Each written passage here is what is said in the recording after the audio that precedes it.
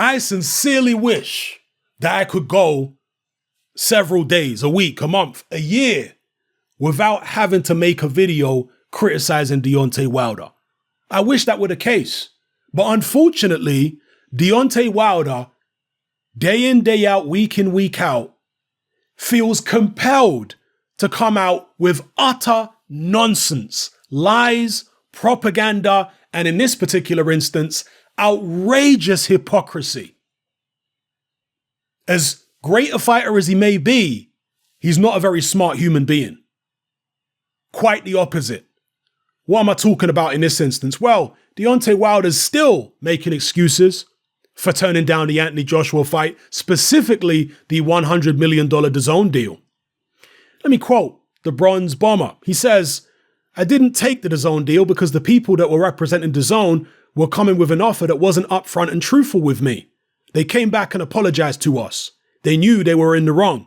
The money is not going to be the motivator of everything. I bet on myself. I make way more money than what they were offering anyway. They were not honest in the information that was going in the offers and who's getting what. I felt that they hesitated to give us a response. They didn't want to reveal the information, and that was very important information that we needed to make a decision. It is what it is, and I'll keep it like that." So those are the words of Deontay Wilder. Now, first of all, Deontay, if you're talking about people being afraid to reveal information, well, the information he's talking about is how much Anthony Joshua was getting, which really and truly is none of his business, okay? Because this is not a pay-per-view platform, DAZN, it's a subscription platform. So both fighters are getting flat fees, right? Well, he says that the deal breaker was them not revealing AJ's purse.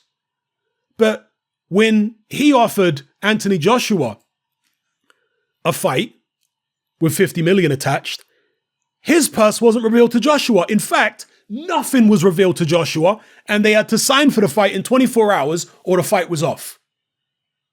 Eddie Hearn contacted Shelly Finkel several times saying, well, can we get some information about the offer? And Shelly Finkel just emailed back saying, no, you either accept the fight or there's no deal. There's nothing to talk about.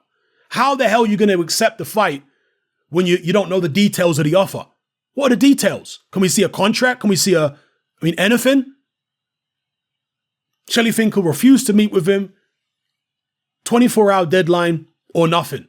And they gave Team AJ and Eddie Hearn the cold shoulder for several weeks. And it transpired later on, months and months down the line, that the money for this fight was largely coming from BT, and that Frank Warren, Sky Sport, you see, Anthony Joshua has a long-term deal with Sky Sports in the UK. He's exclusive to Sky Sports in the UK. The money was largely coming from BT in the UK. So Anthony Joshua would have fought Wilder on BT. Don't you think that's information that Eddie Hearn and Anthony Joshua would have wanted to know? Since the AJ's got an exclusive deal with Sky? But no, they were kept away from all that information. So the outrageous hypocrisy of Deontay Wilder in this instance just leaps out at you. Anybody with eyes to see and ears to hear. What's this guy talking about? AJ was kept in the dark far more than Deontay Wilder was kept in. The only thing they didn't let Wilder know about is how much AJ was getting paid. But again, it's not a pay-per-view platform. It's flat fees. Flat fee for AJ, flat fee for Wilder. That's that. Furthermore, Deontay Wilder claims that he is getting way more money than what DAZN offered him. Well, DAZN offered him, some say 100 million, some say 120 million. Let's go with the lower figure. Let's be conservative. 100 million. That's 20 million for the Dominic Brazil fight and 40 million for 2 fights against Anthony Joshua. So, Deontay, are you saying that you're making way more than 40 million a fight? Is that what you're saying? He didn't even make 20 million for the Dominic Brazil fight on Showtime. And yet this guy's coming out saying, oh, I make way more than DAZN offered me. The guy is talking utter rubbish. And then, he contradicts himself by saying, well, you see, money isn't the main motivator. I bet on myself. Kind of inferring that it was great money they were offering him, which of course it was. But then he turns around and says, I make more money than that anyway. No, you flipping don't. Where's that money coming from, Deontay? Because you're not selling enough pay-per-views to be making more money than that. Showtime or Fox would be deeply in the red if you're making that much flipping money. What are you talking about? According to the last report I've seen, Deontay Wilder's baseline purse for this Luis Ortiz fight, and he's going to get a lot more in terms of, extra money from the pay-per-view on top, potentially, but his baseline purse is $3 million. $3 million. That's his baseline purse for the Luis Ortiz rematch. This guy's saying I make way more than $40 million a fight anyway. Do you? From where? If they're paying you way more than $40 million, if they're paying you, what, 50, 60 million a fight, where are they getting the money from, Deontay? They must be losing massive amount. They must be losing tens of millions per show because you ain't selling like that. So where's the money coming from? Man, this guy talks absolute, complete and utter rubbish. You can do pretty accurate calculations in terms of how much money Deontay Wilder made from the first Tyson Fury fight because they published the pay-per-view figures in the United States. And we know that the networks get a certain amount. I believe it's like 50%, whatever it is, of the pay-per-view revenue, and the rest is split between the fighters. So you can do a fairly decent ballpark estimate in terms of how much the fighters would have taken home. And of course, they got to pay their teams, but we're talking about gross earnings for the fighters. Deontay Wilder and Tyson Fury combined didn't make $40 million between them in terms of the pay-per-view revenue and their baseline purses for their fight in 2018. Combined, they didn't make that much money. And Wilder's running around saying he makes more than 40 million, way more than 40 million in a fight anyway. What brand of crack are you smoking? That's all I can say to Deontay Wilder. The man talked absolute rubbish. The worst thing Deontay Wilder ever did was turn down the Anthony Joshua fight. Forget about this bogus, silly offer that his team came up with a 24-hour time limit attached to it. He received an offer to fight Anthony Joshua, the first one, 12.5 million. The second one, where are we at? The second one, 20 million. The third one, 40 million, basically for one fight. So he received 3 offers. There was no deadline. There was no 24 hours, take it or leave it. There was none of that. Deontay Wilder, some of you may remember, he went and did a Sky Sports interview not long after rejecting the DAZN deal, and he said, the fans need to be patient. The fight will happen. Well, what does that tell you when Wilder's saying the fight will happen? The fans just need to be patient. What does that tell you? That tells you that it was Wilder's team who stopped that fight happening. Because if it was AJ's team, he would have been saying, well, I don't know if the fight's going to happen. It's up to them.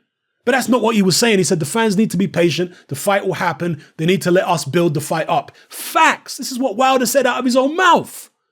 It was his team that stopped the fight happening. And now, the tables may have turned. Now AJ and his team, who made the serious offers in the past to fight Wilder, given what happened to AJ in the Ruiz fight, they might think, you know what? Wilder had his chance. We ain't going to try and fight him no more. It's a risky fight anyway. More risky than we thought it was before because AJ looks more vulnerable than we previously thought he was. So let's not even entertain Wilder no more. Let's go in a different direction. That's what I personally think they're going to do. Because they were hotly pursuing the Wilder fight before and Wilder's team didn't want no parts of it. But now I think the tables may have turned after what happened in the Ruiz fight. Now it might be AJ's team who want no part of it. And again, if AJ gets past Ruiz in the rematch, Wilder, he isn't smart enough to regret turning down the AJ fight. Because if he'd taken the AJ fight and knocked AJ out, he'd be the undisputed champion already. And he could be dictating to the whole division. He'd be in that position. He wasn't smart enough to take the fight. Or perhaps he just wasn't allowed. All right, both. I mean, he's not smart and maybe he wasn't allowed to take the fight. The guy, he's a hillbilly. He's pea-brained, as are the majority of his fans. It is what it is. I wish I could go several days, a week, a month, a year without criticizing Wilder, but he just gives me so much material. What am I going to do? I have to talk about it and break it down for you. The man talks so much rubbish, it's unreal. Let me know what you guys think in the comment section below. Again, this is ESPN. Hearn offering Wilder 20 million. Wilder could have taken the fight. If you knock AJ out, well, AJ gets brushed off to the side and you become the new king of the division. I mean, Shelly Finkel even said that he's not worried about a rematch clause with AJ because AJ won't want the rematch anyway. That's what Shelly Finkel said out of his own mouth. So don't worry if he's paying you 20 million or 40 million and you think the fight's worth more than that. Because if you win, you don't think he's going to take the rematch anyway, and then you can be as big as you want to be. Dictate to the whole division. Deontay just missed out on that opportunity. Foolishness. His team were just worried that he'd lose. That's why they didn't want him to take it. But Deontay himself, easy to fool. His team are manipulating him. He's like a puppet on a string. Doesn't have a mind of his own. He's pea-brained. Can't figure out that he just made a massive mistake. And again, if AJ beats Ruiz in the rematch, and look, that's not a foregone conclusion, but if AJ beats Ruiz in the rematch, if Wilder doesn't then realize it was a huge mistake not fighting AJ, then there's no hope for this guy intellectually. There's no hope for him. You know, he's already not going to become undisputed anyway. Even if Ruiz wins, he's not going to be undisputed anyway because that WBO belt is going to get stripped away from Ruiz. So there goes the undisputed. It's gone.